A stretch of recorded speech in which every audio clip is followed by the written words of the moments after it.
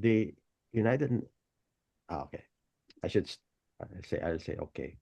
Um, in 1982, the United Nations organized the very first human rights workshop in Asia and the Pacific. Where was it? Colombo, Sri Lanka. And the reason was to initiate this establishment of a regional human rights mechanism. At that time, 1982, there was already the Americas, the American human rights system, based in what was that? In Costa Rica. Costa Rica. No, not Costa Rica. Is it Costa Rica? I think it is. I don't Is it know. okay? Yeah, Costa Rica with the human rights court is also, and then you have the the African charter ready made, European of course. So Asia basically is the only one left. So United Nations started to convince governments in Asia to, consider this. So it was a good conference in the sense that there were many groups coming in, governments and non-governments, and even the Pacific governments, Australia, New Zealand. Of course, Australia and New Zealand would always say yes, but in Asia, it's a mix. And basic idea is that Asia Pacific is too vast to have one system, and therefore it will be difficult. So there are many arguments, including language, culture, values, and so on. So at that time, there was already this sense that it will be difficult because we have different systems and so on, cultural, political, social, economic. But despite all these differences, they agreed on one thing: human rights education. How interesting. Yes, human rights education. So because of that, okay, let's go to the path of the least resistance, and this is where we can go: human rights education. Then a year later, one of the UN officials, a Japanese, went to Japan and met the people in Osaka. There's this Barako movement, liberation movement, and that's the most active social movement in Kansai area, or West Japan, you may say, where most of them. So Osaka, Kyoto, and then down to south of Japan. That's West Japan, and talk to them. And in a conference, I think he made this appeal, saying Japan should contribute to the promotion of human rights in the Asia Pacific.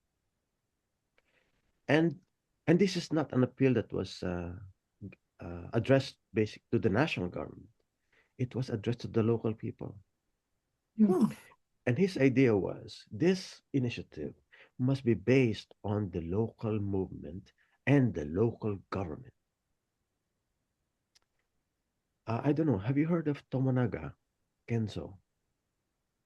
He was one of the main personalities of this movement at that time in 1983. I suppose you have heard of Misokoji. Okay. Sorry. Anyway, they they are quite famous in Japan at that time. Anyway, so this group, the Buraku Liberation Movement, took the challenge and say, why not? And they're very active against discrimination, because this is a group of Japanese who are being discriminated against by fellow Japanese for a long time. And they went to the local government and lobbied that government. Hey, why not? Why can't we help? There's sometimes a sense of we helping others in Japan, in Asia. Anyway, it took them a decade to really work things out.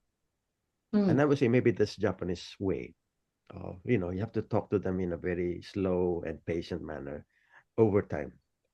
But they were able to get the support of the local government.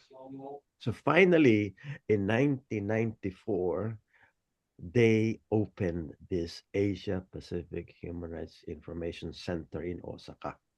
And at that time, there were representatives of the United Nations representing the office.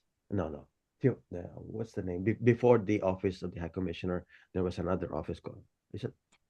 Human Rights Council? Oh, no. No. Oh. with the Commission on Human Rights, and there's something else, an office on human rights. So there was a representative Oh, there, yes. which shows Yes. that the center is being established with an international character and with the support of the United Nations, because that is precisely the idea. And then the local government was there, and the social movement and other participants, guests.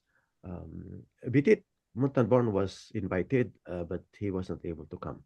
Anyway, that the point is, yes, it was meant to be an institution to promote human rights in the Asia Pacific, but it is a local institution supported by a local movement and a local government, Osaka, mainly.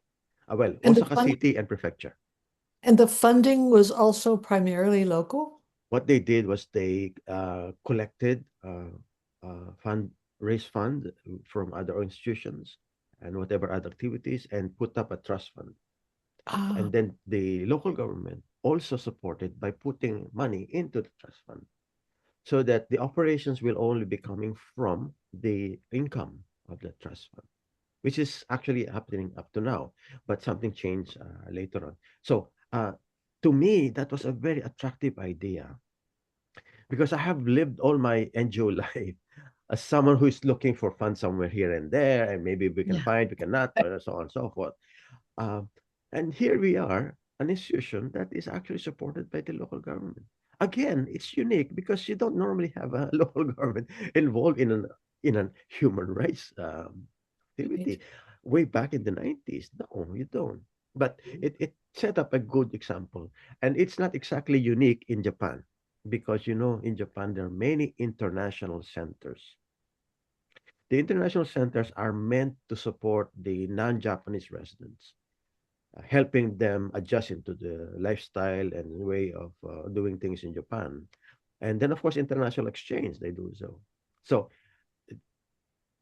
by nature, it's not unique, but by mandate and program, it is unique in the sense that it is not supposed to be a local institution for local concerns, but an institution that would help promote human rights outside. Of course, within Japan also, because there is a domestic program at the same time.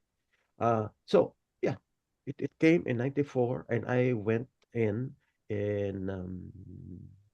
95. Now, why did I get into this? In Yes. 90, yes, in 93, while I was still with the ARC, a group of Japanese went to visit several places, Hong Kong, where you have a lot of NGOs there working in Asia, Australia, I think it was Sydney, or I don't know, example, Australia, and then Bangkok. So this Japanese group, in preparation for the formal setting up of this center, wanted to consult with people in several places. So Hong Kong, with many different groups from different countries and so on, Australia and Bangkok. In Bangkok, also different groups. So I was still there, and I was fortunate enough to find out that they are planning this. It was 93, okay? A year before the winning. They were explaining and this and that. And then after the group meeting, one of them, Mushakoji, um, decided to stay behind and consult us further, Ah, in more detail, because there was an ARC, there's ACFOD. So how do we, what do you think? And I and and somebody else were meeting him to discuss more about it. And then that was 93. And then fortunately, I visited Japan in the following year, in about April, I think, or June. Hmm. Because I had a free ticket from Northwest Airlines. Because Based in Minneapolis. yeah. Oh, yeah, because I've traveled several times to the US, including the one that was organized by Shula. And yes. so so I had this credit, and I was awarded a free ticket, and I said, you can use it. I said, oh, why not? I can use it. But the other thing is that the reason why I wanted to visit Japan is because my wife is Japanese, and my wife and our daughter traveled to Japan on that time, And so my role was to go to Japan and bring our baby back to Bangkok because she was going to Seoul, Korea after Japan for a NGO workshop. So yeah, okay, fine. But during that time also, I decided to visit this center that was still being prepared for opening in the new office, and then I found out that they are actually looking for a staff who would be working on the regional program. And I said, "Oh, why don't I consider it?" Because I was also opposed on my way out also of ARC. So we're having our options being considered: Philippines or Japan. The basic idea was back to the Philippines, the whole the whole group, the three of us. But we said, but we can also have a 3 year stay in Japan, 3 years, and then yeah, back to the Philippines. Okay, okay, 3 years. So, but if I have to go to Japan, what will I do there? So this was an opportunity, and I said, I wrote to the person, to the office, and they considered it and say yes, please, because they're Mm. starting off a new program, a new center. And so my experience in Bangkok would be helpful in setting it up. And You your know, contacts and you already yes, had an international presence. yes, that's exactly. So good that they accepted me, and so I went in. But I had to finish many things in Bangkok. In fact, I extended a bit for a few months because I wanted to make sure that all the publications are out before I go. And Teresa would be coming in, so we have to work together for transition and so on and so forth. And And I still, you already knew Teresa. yeah, yes. Yeah, No, actually, I knew her only because of the Feliz. Um, Feliz was the one who first came in because she was part of this committee overseeing the ARC. right. It was a joint AI and Kakfod kind of mix of people who would talk about what's going on. Um, and so I think at that time we were already discussing about me exiting and then who will then come in. And if I remember it right, it was Felice who said, well, I know of a person who would be able to come in and help. Mhm. Wait a minute. When I was still in ARC, I attended APGM, the Asia Pacific General Meeting of AI in Manila. And so since ARC is supported by AI and basically part of AI in a sense, I was invited to come. And there I met some of the other AI people in Japan and other places, including those in the Philippines. And I think I met her there first. But we Yeah. didn't have a disconnection of saying, are you interested in coming in? There was no such discussion. But at least we were introduced already. And I got introduced to the AI people in Asia Pacific. Then, I'm thinking, yeah, yeah, just thinking that it must have been very good that you came in to Human Rights Osaka at the beginning, because then you could yeah, help formulate the program there, right. design what was going to be done. Correct, correct. And then the experience I had in ARC was actually um it's not identical, but it provided me with all these, necessary things to consider if I were to put up a regional program. Uh, but of course, I also added something what that ARC couldn't do. Anyway, the point is that you're correct. I was given a free hand. Mm. They trusted me in a way. Yes, you I hope do. they were not wrong, but they trusted me and they said, yes, yes, sure, sure, sure. And then at that time, the leadership, including the people behind, were very supportive. And therefore, we organized these things about, okay, let's first act. Because at that time, you have the Asian values debate. Are you familiar with that? No, Remember 93 in Vienna, the conference. yeah, Yes, and prior to that in Asia, there was a preparatory conference right, for right. the states, and we were there, and we were very very afraid that the Asian governments would be sponsoring a relativist or human rights in a relativist type of perspective, and therefore would dilute the standards. Okay, so it was a big issue in Bangkok and then in Vienna.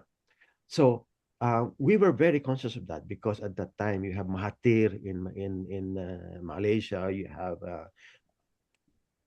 in Suharto in Indonesia, and you have Lee Kuan Yew in Singapore, and many others, and they all would have a bit, and China, of course, would have this kind of perspective. So when I first came in, um, Professor Mazakoji is also one of those pushing for a proper way to address this issue.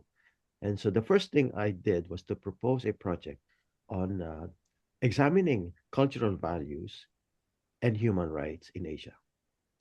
The purpose is to show that we can find support for human rights in our cultural values, Mhm. which is what UNESCO was doing way before in the 70s. There was this old report of their own conference at that time, or Mhm. is it the 80s? But anyway, very old. And they exactly argue with that. The problem is that uh, collection of ideas from different people were not circulated. And I think that's a problem of UNESCO. The circulation is very limited there, member organizations or national commissions, but never out, in a sense, to a broader audience.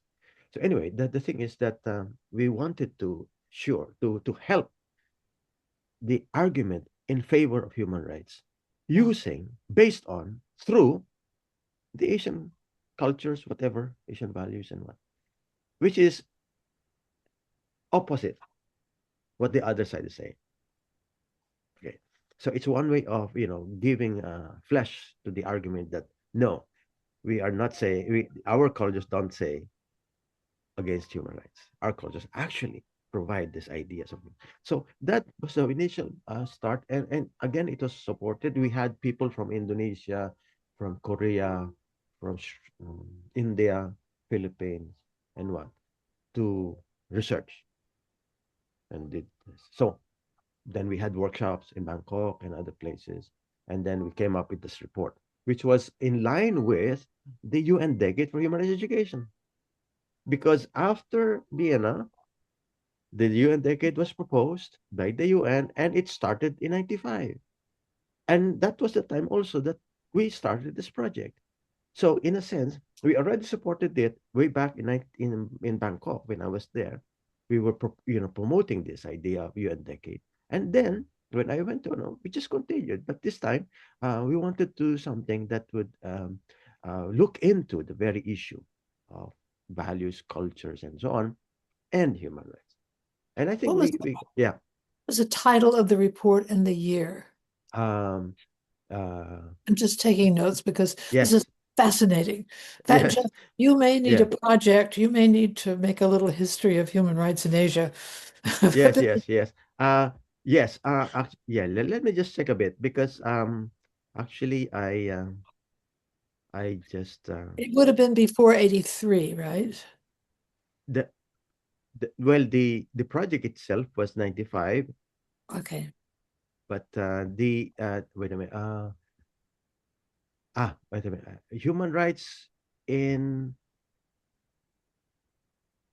Asian ah continuity and change, human rights in Asian cultures. Okay. Let me check. I have a title. I've now learned to use AI. I could find it. Yeah. Yes. The reason is because I just checked a library here in Japan, and I remembered I gave them a copy of this. Um, yes, now I have it. Of this book, which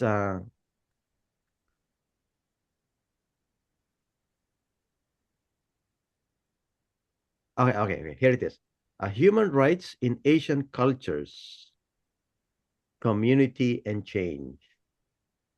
And then there is a subtitle, a regional report in support of the UN Decade for Human Rights Education.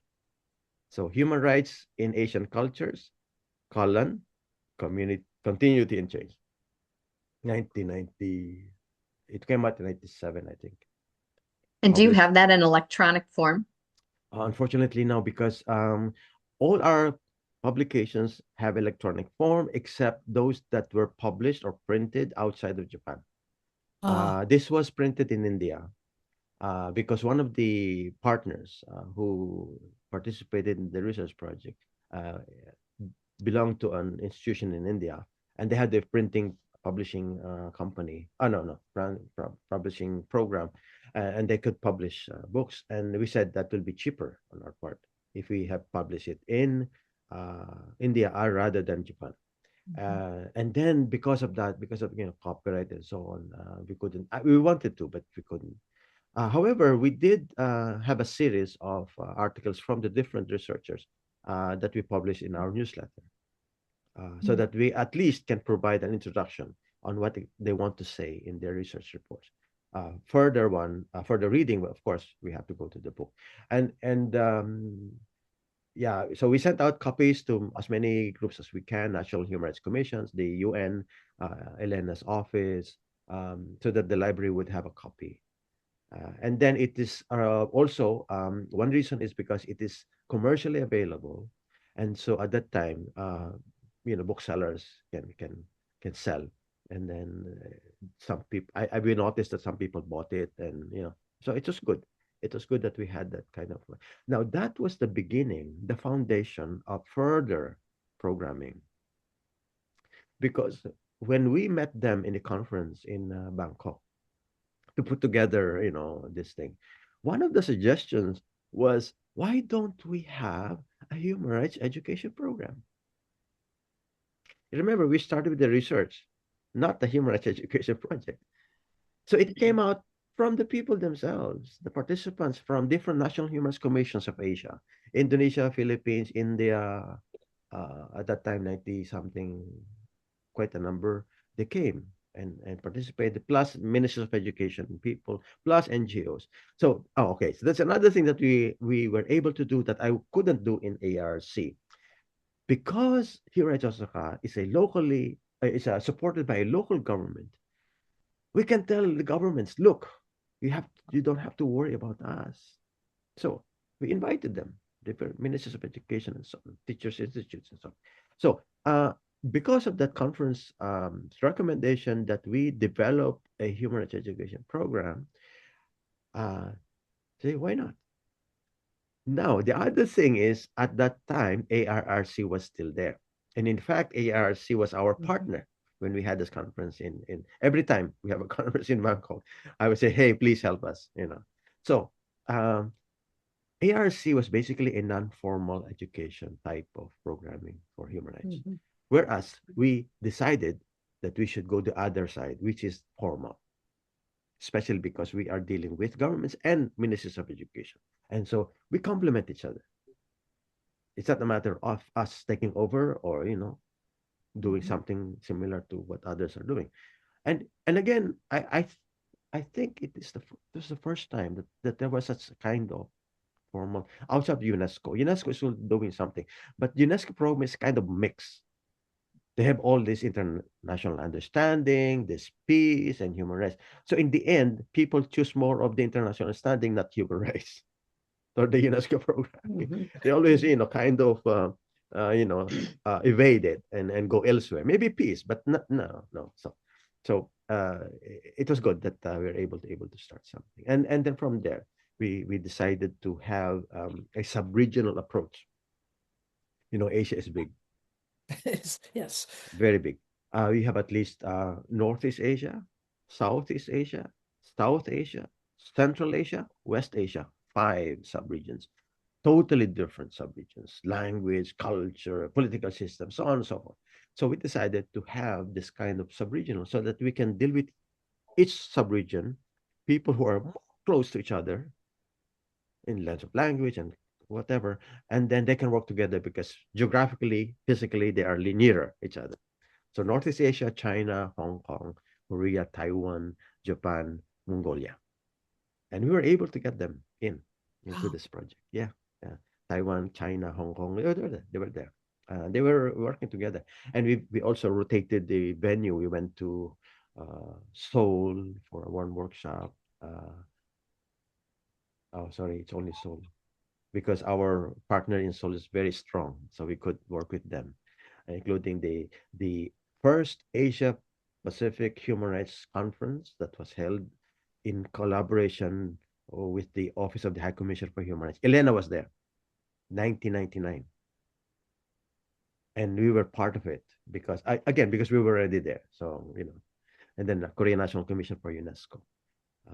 So we had a very, very good relationship with Korea, especially also because our director, the first director, was actually a Korean who who was a resident of Japan and a very, very important figure in the Korean movement in Japan. He was one of the first who introduced this idea of international law and human rights. He's a professor in one university. So he has this both the uh, social movement experience and academic. He was very supportive. And then we have another person from Korea who they know each other and we were introduced and so on. So the connection became very strong. So another one What is was it, Southeast a Asia. government, or what was the organization that was First, it like? was the Korean National Commission for UNESCO, so KNCU, Mhm. which also was like beginning to look into human rights more.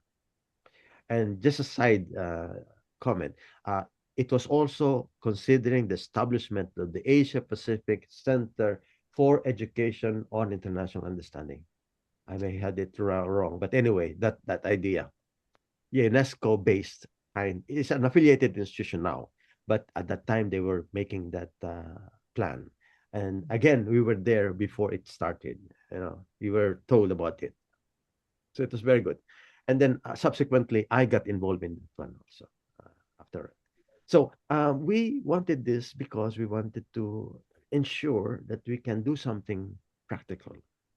So we had this meeting, we had this planning, and we decided to have first a training, uh, no, a lesson plan compilation. And we did that successfully in Southeast Asia. For some reason, it's much easier to talk to them in Southeast Asia. So we were able to really get them together. We had many meetings. I would go to the Philippines, I go to Indonesia, I go to Bangkok, and so on, talk to them, and we had very, very good relationship. And we were able to develop this human rights lesson plans for Southeast Asian schools, which is actually supported by UNESCO. And actually, it is available in the UNESCO website. I don't know now, but they uploaded it to their website. So that was the first successful effort at making human rights more digestible, acceptable to the people in the formal education sector who may And what be. year was that, do you That think? was I think it was 98, 99, Hmm. something like that, or 2000. Yeah, yeah. Hmm. When we finally printed it in Bangkok, and then we had so after the English material was built, published, we said, let's move forward. Let's have this translated in the local languages. And so we had the Lao version, we have the Khmer version, we have the no, we don't have a Thai, but we have the Bahasa Malaysia, Malayu, and then the Indonesian language version. And they were all published. And they're meant to be circulated within their own countries. But then we also upload it in our website.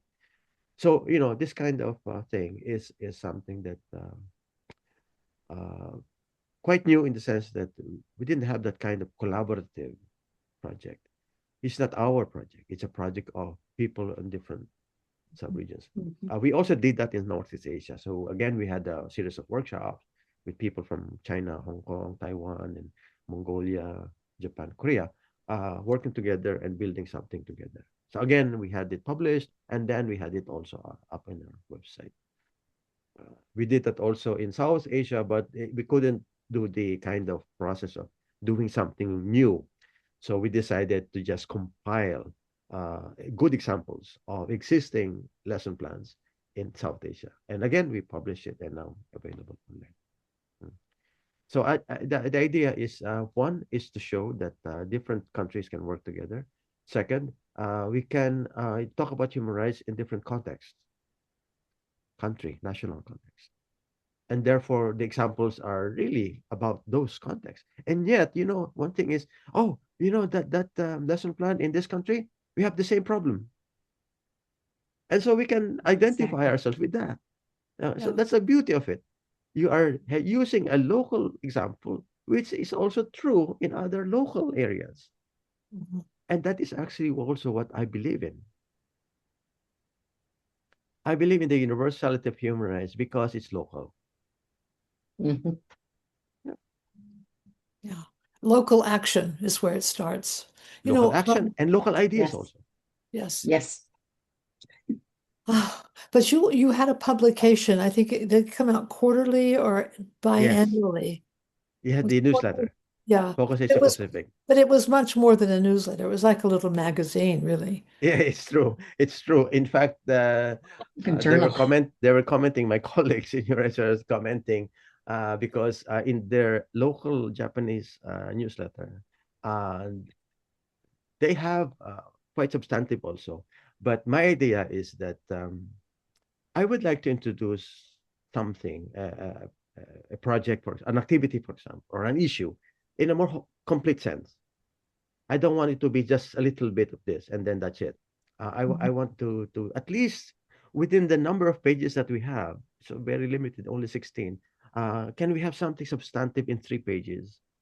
As much as possible, make sure that everybody can understand. Even the way it's written has to be something. I always have to say, you have to consider the readers.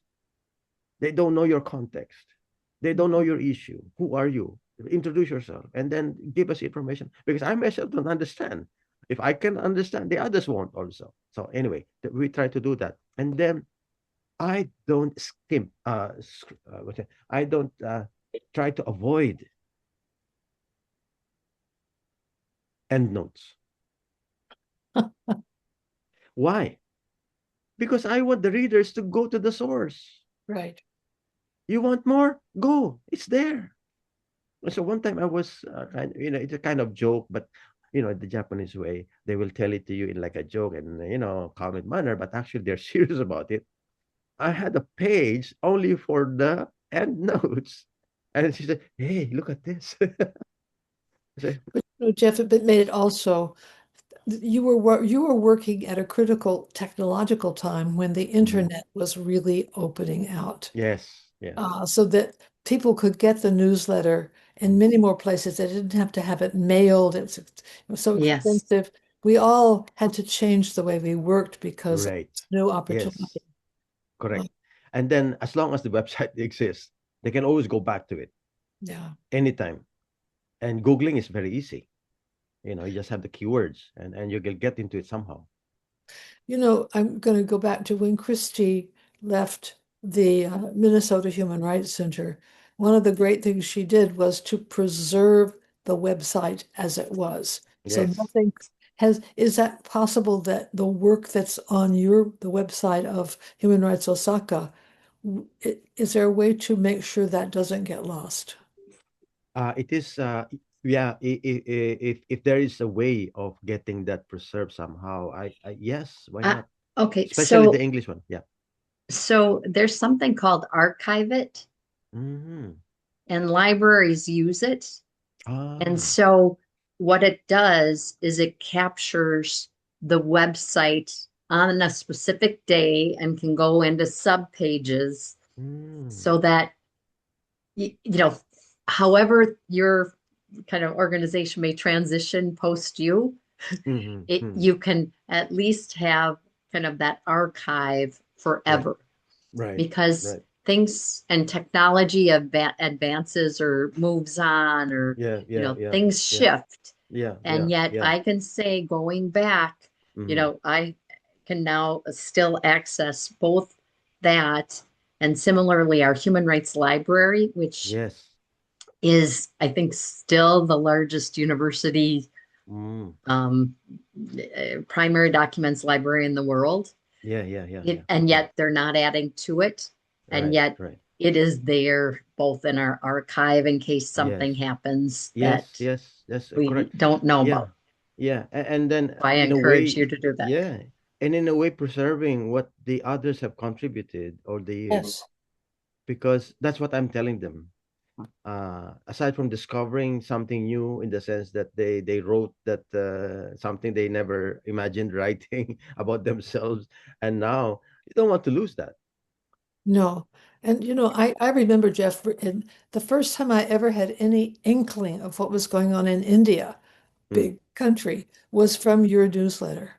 Oh, That was thank you. really very important. I mean, I Uh, think we shouldn't, but also just as a historical document, I really yeah, hope yeah, we can yeah. And preserve Well, it. and yeah. similarly, I just met with the Office of the High Commissioner for Human Rights Library there. Mm-mm. So all of their human rights education collection, I mean, they Yeah. have the physical archive, but they too have the online Yes, the digital. library. And Yeah, I yeah. asked that same thing. I said, hey, you've got to archive it. And they do have a platform that they're using out of Norway. And I Ah, said, you have to go that extra step yes. to make sure because even that organization and as their the office of the high commissioner for human rights is changing too Yes, and some yes. departments are not going to Priority. be in existence. I said you need to capture that the web page of resources because you might not have it but then you can still have it as a part of the historical archive of the institution Yes, or yes, it's yes. gone. Yes, You don't yes. you can Yes, never yes. see it Yeah. again in the way that that department existed with Right, right. all of then the sub, publications and Right, right. I mean, You know, I made sure that all our publications, the ones that we published in print form, would have a copy sent to Geneva for the library. Good. So we started this annual publication on human rights education, the human rights education in Asian schools, Yes. because that was the beginning of the program, as I mentioned, proposed by the participants. So we recorded all those things that we were talking about, plus the collection of so many different experiences, which I find very, very nice because I was able to find and know things that I've never knew, activities and programs in different countries. So that ended after 12 years. And since then, we relaunched another project on human rights education, another publication. This time, we widened the coverage by saying human rights education in Asia Pacific, and not only connected to the schools, any type we want to cover, which is easier for me because it's very difficult when you're focused on only one area. But this time, I can get anything that can be related to human rights, and indeed, we were able to do that for the next 15 years. It's great. so Never And so lose it. that is fantastic, Jeff. Can I ask one question on that? yes, So yes, you've been giving it to the office of the high commissioner for human rights, so you've library. got that physical archive. Have you been sending along with that the digital document, the PDFs, so that that's attached in their collection. So they have both the PDF digital copy as well as a hard copy. Okay, I'm in talk. I don't know. I am in contact with Anthony. You know Anthony. Good.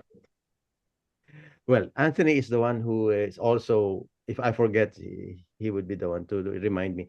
I do send the information to Anthony so that Anthony can upload that information to their website so that people can access.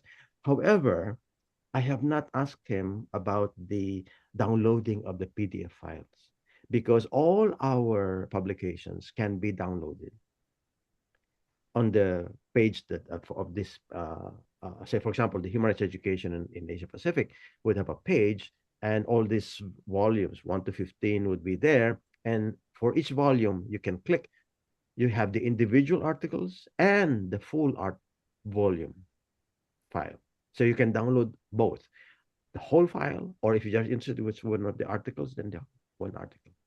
So maybe I should ask him Yeah, if because they. that's from your website, right? Yes, yes. Okay, but So not, as you said, they correct. haven't pushed it into theirs. I Right, think you right. should do that. I Yeah, think, yeah, yeah, so yeah, that yeah. it'll be more accessible even. Yes, Correct. Thank you. Oh, Thank you. Because my I my didn't. my Yeah. favorite example of this, or unfavorite, is HREA. Mm, Before they sort of dissolved, they mm. had the richest collection and in many, many languages, Yes. and it's gone. It's just, Oh. yeah, you can't access it anymore. I mean, they had And Oh. things in Mongolian and they had things in African languages. Gone, just gone. and I had tried, oh, yeah, this it makes me, I mean, I had the same conversation around trying to use Archive It with Frank, Yeah. and it It didn't didn't work. happen. And Just, and it is right now you can't Mm. you access a lot of their great materials. And I think Felicia's now relaunching a new Oh. HREA. Um, Oh. but But but we collaborated on projects with them, we being my hat of the University of Minnesota Human Rights Center. So we did a lot of the yeah. human rights small case studies, Oh. and all of the ones that they did, are now broken links. And Yeah. and we didn't, because they wanted to keep them on their website. But we should, unfortunately, we didn't pull them in, kind of like your India, Yeah. Yeah. Yeah. Yeah. experience when you Yeah. collaborate. And if you Yeah. can't get Yeah. through Yeah. having the digital Yeah. formats at least accessible, you lose it. Yeah. Yeah. One of the reasons why I really insist on getting experiences written down and then uploaded and disseminated, because I want to value the experiences of people. They may not have the opportunity to do this again. that's right. It's a kind of once in a lifetime event. So why Well, not and do I it? and I think right now there's a narratives project they're trying to get going at the Office of the High Commissioner for Human Rights. Mm. But I think what I'm interested in is even a lot of our publications that we produce together Yeah, or yeah, um, almost, I think if we can have this little bit of a narrative, even of yeah, those publications, yeah, yeah, I yeah. think it'll make those come alive. Like, Yes, hey, yes. this is how it came to Mm. be. Yeah, yeah, yeah. Kind of like the forward of books. We don't talk Yeah, really about ourselves or how it came to be, but that is so exciting. And yes, yes, it 10 is. years, 20 years ago, from now, people may go back and say, hey, well, And how did this publication come to be? yes, and what happened at that time? What we were talking Exactly. about? How do they, you know, discuss this thing? How do they address this problem? How Yeah. do they make this thing? What kind of, activities? All these things are important, and unless you preserve them, they're simply forgotten. And then people will do the same thing again and make the same mistake and everything. They're also So, inspiring. I think they can really help Exactly. people see I could do this. I Yes. Yes. yes. And And and and it people. becomes our impact, right? Because Yes. people Yes. say, well, what Exact. is really the impact? Yeah. What What has happened? really Yeah. Yeah. happened? Yeah. Yeah. And we can sometimes say, oh, nothing. We're going backwards. And Yeah. so it's a bit of Yeah, because hope. we also forget. We also forget. And yet, if you go back to the, of course, yes, yes, yes. They were reminded of all these things. Precisely that is why it's important. I always wanted to make sure that that happens by making sure that as much as possible within our limited opportunity of space and pages and what time, we can still come up with something reasonable, more or less complete, but at least something that people can appreciate later on. Now, going back to this record thing, just to give you an example, I'm also interested in writing about the past and history and so on in relation to the Philippines. You know what? The library, Archivo España, uh, has decided to digitalize many of the Spanish newspapers in the Philippines in the 19th century and even onto the 20th century. Spanish language newspapers and other documents, old, very old, 16th, 17th, 18th century documents. Now that they are digitalized, I can access them if I want to. Now I can realize, what happened? Because our textbooks, our history books, yeah, but they have limitations. Of Now course. we have more information than those people who wrote those history books, precisely because they are available online and free. and free. That matters a Yes. lot. Yes. Jeff, I'm going to have to go, and this Okay. conversation is just getting started. I'm just so, I wanted to ask two things, well, three things. Is Yeah. Clarence Diaz still alive? Who? Clarence Diaz, is he still alive? Oh, no, no. He died, I think, about 2, 3 years ago. I'm sorry to hear that. Yeah, Okay. in India. Yeah. Elena, we just talked about Clarence Diaz because she Oh, said she was very sad because she was like good friends and she reached oh, out, but she didn't know either. So if you yeah. do you have a, obituary about anything from Okay. that you Yeah. can forward to us? Okay, I will ask the person who told me this. Actually, I Okay. was informed after he died, or a few days after he died. I don't know, but anyway, yes, I Okay. will, I will do that because Yeah. we're supposed to have a meeting, and I'm supposed to go and meet him again after so many years. But I mean, with the pandemic and everything, but unfortunately, the news came that he died and so on. So, okay, I will. And Okay. Jeff, if it's possible to be able to, I would really, for people like this who've had such an influence on so many people, I think it's really very often their families don't know how influential, how much a difference they made in people's lives. So if it were possible to know his widow or his children, somebody that one could write to, I would Okay. really like Yes. to do that. Yes. And Yes. the other Yes. question this is to me very important. What are your plans for this new phase of your life? Right, right. Yes. As I wrote to Audrey, because she had this, this message, and I don't know if you read it, but we met in Seoul, and I made this joke of offering her coffee, which she immediately refused. Anyway, yeah, anyway, I told her that uh, I'm still continuing. Um, Okay. Outside of the institution. I'm still teaching subject on human rights in one college here in Japan. I'm still involved in some workshops and other activities in relation to GSED, the Global Citizenship Education, and I'm pushing the human rights content within it. Um, and then some online courses that also I do in relation to human rights. So those things I will continue.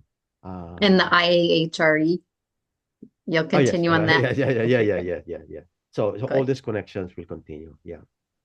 The reason you said earlier that activists don't write because they're busy acting. Yes. And I wonder if you have any inclination to you have such a store of not just history, but of oversight of the development of human rights in Uh, Asia Pacific. Have you thought of, I mean, are you inclined to write? uh, um, uh, until now, and until you say it, uh, well, maybe yes. In fact, I thought of informally recording the experience for the sake of having a record of what happened, which I would find interesting because before leaving the office, I had to go back to the old documents that I have collected over the years, and I've been looking at them. I wish I can bring them all home. But there's so much. There's a big Right. pile of papers. There are some are very old, but they all bring back good memories and what. And I thought, why should I just throw this away? Why can't I just do something about them? So maybe that is in the same way. Although I'm still thinking of the bigger picture of the Asia Pacific, but yeah, maybe sometime it can happen. Yes. Oh, don't say sometime because what I'm thinking of is a few years ago, Abraham Beginsu and I were asked to write a little history of human Yes. rights education, and he knew a lot about South America. And Yes. it seems to me that you are the person who would write the chapter. I mean, it seems to me that we need this. While I mean, all of us are reaching retirement age. I'm 86 years old. I want to see this Right. happen sooner rather than later. But this is an amazing conversation, Jeff. And I, I asked the third question I had to ask you Oh, is wow. when you Wow. mentioned when you Yeah. mentioned Thank you. Shula, did you go to that conference at Columbia University in the 80s? Is that when or you, 1992. Was it 92, 92? October I think I was 92, there. that Mm, yes. yeah. Yes, That's yes. Stephen I think I was there. Marks, Yes, yes, Stephen Marks. yes, yes, yes. Okay, that's where I met you and I met Nancy too, right? That's where we Oh, first met, right? wow. Nice to know Oh that. my gosh. Yeah, yeah, yeah, Yeah. yeah, yeah. And Yeah. Abraham was there too. I Yes, Yeah. was yes. wondering when I first met Jeff because, Oh, yeah, yeah, yeah, well, yeah. and I think we all were also at, well, did you go to the 1993 conference in Cincinnati? Ah, no, no, Okay, Yeah. so that's when I met Felicia Ban, and she Alicia. came to Ah, that meeting. is that And that then, AI? No, it was a university Ah, yeah. conference. Ah, okay, okay, okay. yeah, University. Bert Lockwood ended up Mm. sponsoring it. Oh, And okay. it was the first human rights education. Well, Ah, we had the 92 kind of that ah, strategy meeting, and then right. that was the first one that was, yeah, that Yes, was held. yes, Well, yes. and then I think we all attended, I think I have the 1997 meeting in Geneva. Did you go to the UN for Elena's, Oh, or did you not go to that meeting? What was it, Nancy? Was it out? It was 1997. She has a thank you card that you wrote and everyone signed it. And so I uh-huh. keep taking Yeah. pictures of it. It's But probably part of the kind of assessment evaluation of the Of the university or decade. something. It was Yeah. related to Maybe. the, Yes. Yes. Probably yes. Yes. I think you Because were Elena there. invited me to that. Yeah. Yeah. Yeah, Yeah. you Yeah. were there. Yeah. Yeah. And Yeah. there was a wonderful professor from Thailand who brought some students. He worked with children. It was, yeah. Anyway, we so, Ah. okay, so what I would like to ask of you, and just as a thought, um, Nancy and I have talked about trying to write some of this history as well. Okay. And in my head, I have a part of it is the chronology, that we Uh-huh. can really think about it, one as chronology. Yes. I think, Yes. how do we both drop in publications? But I think this narrative storytelling is really powerful as well around these different experiences and the overlap and the connections. Yeah. Yeah. Yeah. Yeah. And Yeah. we That's true. had tried to get a scheduled meeting, and we were going to connect up with Teresa and Felicia Ban. Nancy and I were, and then Okay. it ended up timing didn't Oh. work yet to do Okay. that. But I Okay. can see that that would be a natural Yeah. follow-up meeting for Yeah. us. Yes. Yes. And then, Yes. Jeff, I read something you have done that I would love if you could send it to me electronically, and I'm sure Nancy would like to read it. What You is it? wrote something on Human Rights Osaka that Elena had a copy of. Um, Mm. and I read it while in Geneva. It, Ah, it was all, do you know you published it maybe What three was? years ago? Oh. Okay. Mm. Well, yes, I do. There's several. The last one I wrote was the one for the last volume of Human Rights Education Asia Pacific, which is about documenting human rights education. Yes, that's what it was. The So idea I would is that, yeah, because when you document, you promote actually human rights. exactly. And you did a great job of trying to put all of what you've done Yeah, um, yeah, in some way. And I think that yeah, what yeah. you've shared with us today is almost like Uh, an auditory, a little bit of a glimpse yeah, yeah. into The the the the starting the of story Human Rights behind. Yeah, Osaka. yeah, Yeah, yeah, yeah, that we could yeah. kind of complement and add to Right, that. right. Yes, So, correct. we know each other in lots of different contexts and ways, but I also know that you, and I know Felice too, were very much involved when you were students in the Mm-hmm. Philippines in that whole movement. Have you Yeah, written about that, or I mean, I know Richard Claude did an overview, but he's an outsider. Uh, yeah, that's a part of your story that I would also really love yeah. to have, even if it was just an interview for you, or maybe you and Felice and some of the other people to talk about it together on film. Yeah, yeah. Well, remember this Abraham's and you're part of that yeah. this stories, yeah. I did mention that in my narration of my experience. Uh, it was not a kind of organized experience of human rights education, but I drew actually from those experiences in my own activities later on, after graduating from law school, without having any sense or idea that I would be involved in this NGO thing. And I accepted it again because I had nothing to do. So that's why I said my involvement here is always accidental, never planned. I have nothing to do. Okay, I get. So he said, okay, you're waiting for your bar exam results. Okay, while you're waiting, join us. And they were just starting it at that time. And I said, why not? And then I stayed. I said, I'm going to Japan only for 3 years. I know. stayed. So your daughter must have had a Japanese education. Oh, yes. She came here back. She came to Japan well, started to stay in Japan when she was 2 years old. Okay. So Mm. she's a And Japanese she's how old now? 33.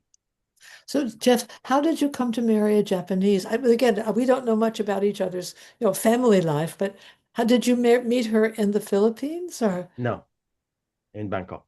in Bangkok? Ah, She was a Japanese language teacher there. I see. So it's very good you took that job.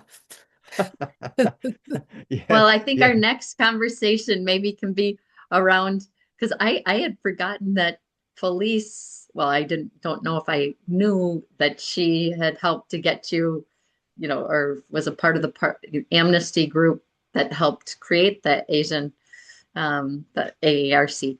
Yes, So yes, maybe we can kind of have you and Teresa and Felice on a call, and we can yes, talk about some of those earlier roots of how yeah, you all yes, connected yes, up. That would yes. be a real privilege to listen to you three Oh, talk about old times. So let's try to make a date. okay. I am so sorry, but I have to go to dinner. My husband is just Oh, starving. oh, He's yeah, yeah, yeah. It's like, already 8 o'clock, I think. Yeah. yeah. Oh, yeah, I'm- yeah, yeah. Right, So, right. Jeff, thank you. This is Thank wonderful. you also for this Uh, nice there's conversation. some drawbacks about technology, but there are also some real blessings that it brings us Oh, that we definitely. I mean, can the be fact that we are in different country, I mean, places, and yet we are here talking as if we are together in the same room. Yeah. right. Well, and Exactly. I felt a little badly because I know Audrey would have wanted to be on here Oh, too, yeah, but you're yeah. always having to stay up till the wee hours of the morning for our Yeah, IHRE. So yeah, I yeah, thought maybe we yeah. should give you a more reasonable time to connect with Okay. us. Thank you for But that. Although I also said that now that I don't have to wake up early in the morning the next Ah, day, true. then I can, spend more time late. So yeah, True. I was still okay if Well, that's the option that's available. I'm going to go and do something for my hungry husband, but thank you both. Sure, It's been just definitely, wonderful. Thank you. thank you definitely. so Okay, much. thank you again. Also, thank you. I'll stop.